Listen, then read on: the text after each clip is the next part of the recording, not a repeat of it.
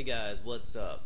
Sermo11 here. Today I'm going to be reviewing Bleach Chapter 511, Death While Standing. I believe that's the title. I don't know if the translations are off, but it says, death, like,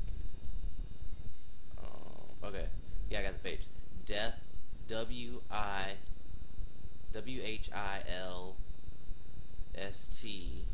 and then it has standing, which doesn't really make any sense. So I just assumed it's death while standing. So basically, in this chapter, this is very dark. Bleach was very dark as well as Naruto was. The head captain and head captain's battle with Juha has reached its conclusion. Now, in the last chapter, we saw that he cut him. Now, this chapter starts off with a little bit of information in the past, and it's old Captain Yama talking to Shinsui, and there's a painting on the wall, and he says you don't seem like the type to have paintings, and the painting basically I think it's a picture of his Bankai, and Shinsui asks what if it appears again, and then he replies saying that I probably won't come back, and that's exactly what happens, because as you can see, his body is still standing, but half of the torso area's been cut off, and he's gonna die. It's as simple as that.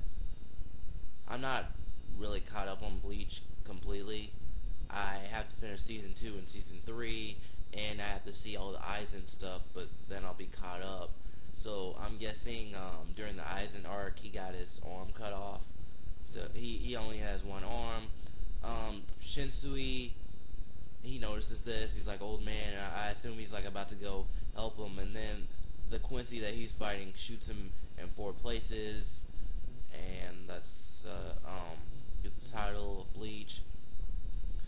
And Juha basically says that Yamamoto is pitiful. Yamamoto grabs Juha's cloak as he walks away, so Juha cuts that arm in half, and then he begins to step on his head. He's just ruthless. I mean,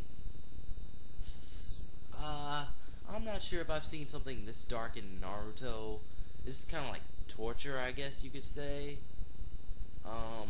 Maybe like the scene when Itachi uses his Sharingan on Kakashi. He's kind of torturing him in that world, but you know that didn't really happen. That's just something, it's a mind. It's like genjutsu or something, I think. So he's asking him why didn't he heal his arm? Why didn't he have Orihime heal his arm with his battle with Aizen? And he just says Yamamoto has gotten weak. And we get some more information about the Soul Society before it was Soul Society. So when the what is this called? I'm so sorry. The divisions. The division, when the 13 divisions started, they basically were just murderers. They killed people. They took what they wanted, and Yamamoto would do anything to cut down his enemies, his foes.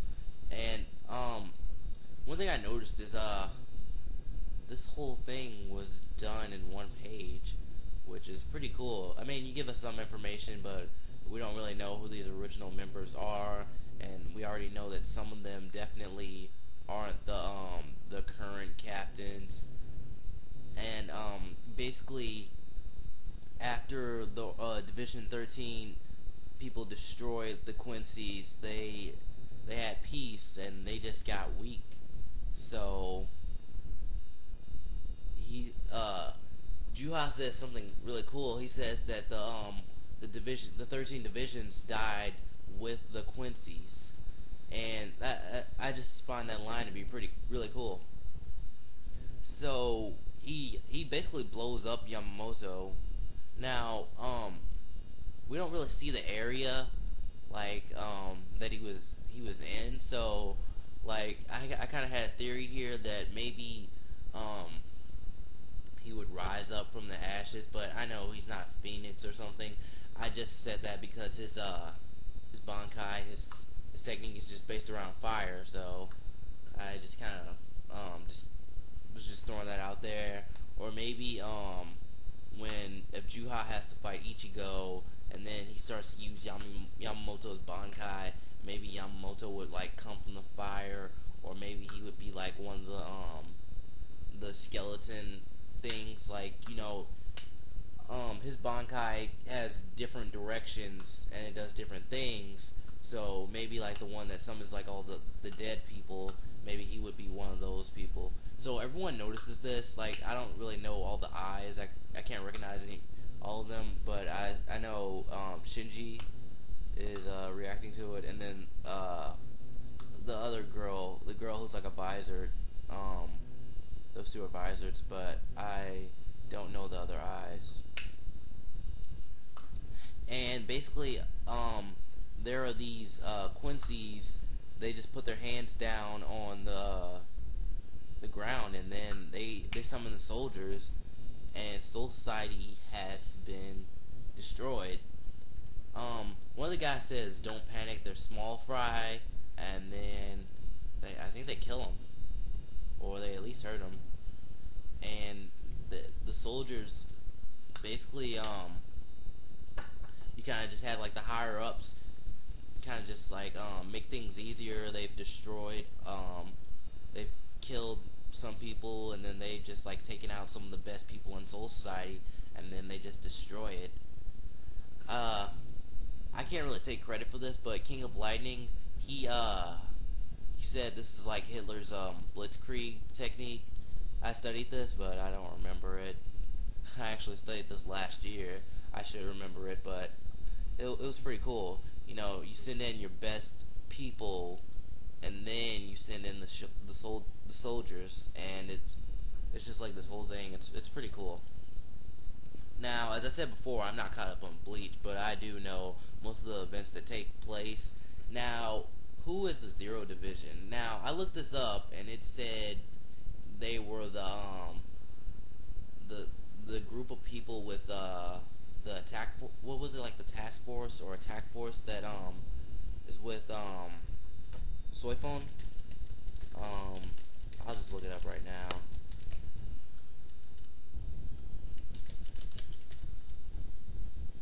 It says the Royal Guard. Yeah, it's a special organization that protects. Let me see. Is this what I'm looking for? I can't even find a face of this person. So this, yeah, it says right here, the Royal Special Task Force in the English dub, and it's also known as the Zero Defense. Yeah, I don't know where this is referenced in the series, so apparently a lot of people know about it except me, which is sad, but so yeah, the Zero Division is coming, and then there's an explosion in the sky or something, and I automatically assume this was Ichigo, and he has escaped the prison. Now, there was a little mystery in Bleach, like some person saved, I believe it was either they saved Kisuke, or they just put their sword like near his face, and he was like shocked. I kind of forgot, but a lot of people are saying it's Grimmjow. If I remember correctly, Ichigo didn't kill Grimmjow.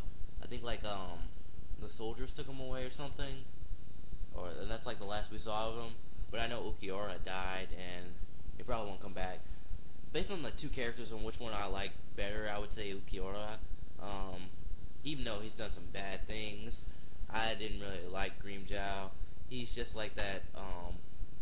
that villain that's kind of like your main character, and it's just like they always want to fight each other. That's kind of what they strive for, to get stronger and fight each other, and then in the end, Ichigo beat him. Well, I guess you could say because of Orihime. It was like, don't die, Ichigo, and then he like stopped Grimmjow's attack and just slashed him, and it was over. It was a pretty cool fight. And one thing, Juha seems kind of shocked. If it was Ichigo, do you think he would be this shocked? Like, I don't know. He has that shocked look on his face, and he's just like, "What's that?" And it says an explosion, Bleach chapter 511, and it could be Ichigo, but I mean, there are other possibilities such as the Zero Division, which I just found out about today. But overall, a pretty good chapter of Bleach, but it wasn't amazing. Like, I think I have a few notes on this. I was gonna make this a separate video, but I don't feel like it. I don't have time to write these videos, so I'm just gonna go with what I wrote down and off the top of my head. Like, a death in a manga does not, or a manga, does not make it like an amazing chapter or volume. I'm waiting for my notes to load. Like, all the reviews I watched, people were like, "Oh my god, this is an amazing chapter of Bleach. Yamamoto died. That just makes it an amazing chapter." I'm just like, where's your logic in that? I mean, if you enjoyed the chapter, you can definitely say it's a great chapter, but just because someone died, I don't think that makes it a great chapter. In fact, I don't really like main characters dying, even though it'll like give another main character a goal, or it'll give them something else to strive for, but I just don't get it. I mean, most of those captains, like, I assume they're probably going to activate their Bankais or something, because it's getting serious. And then they're going to try to leave and attack Juha, but they won't make it because they're all in fights with Quincy's. I think the painting. Well, no, that's wrong. I also had like another theory that like, I'm just doing random things, but I also had another theory that if Yamamoto would like still exist within his Bankai, that he would like. It would be like a final showdown with Ichigo and Juha, and Ichigo would just jump out, and Yamamoto would just jump out and like kill Juha, and then Ichigo would be like, "Whoa, he saved me," and maybe he'd finally come to appreciate humans and stuff, because apparently he had this weird thing where he didn't want help from humans, and he didn't want to rely on Ichigo and Orihime. Like, the video was going to be named, "So What If Characters Die?" I might still do it. Like, I don't think having a character die makes the series better. In fact, it just makes... I don't enjoy it. Like, if you come to like a character, I really don't want the person to die, but I've come to like them. Like, how would you feel if someone, like, in the main cast of Bleach died? Like, maybe Orihime, or, Rukia, Uryu... like, people like that. I'm just saying, a main character dying shouldn't impress you. That shouldn't make the chapter for you. I like the chapter of Bleach, but I like the chapter of Naruto even better. Just saying. But Bleach and Naruto had great chapters this week. A character dying shouldn't, like, sway your judgment in a chapter or a volume of manga. It's just this weird thing. You can follow me on Twitter and Facebook, and I'll see you guys later. Peace.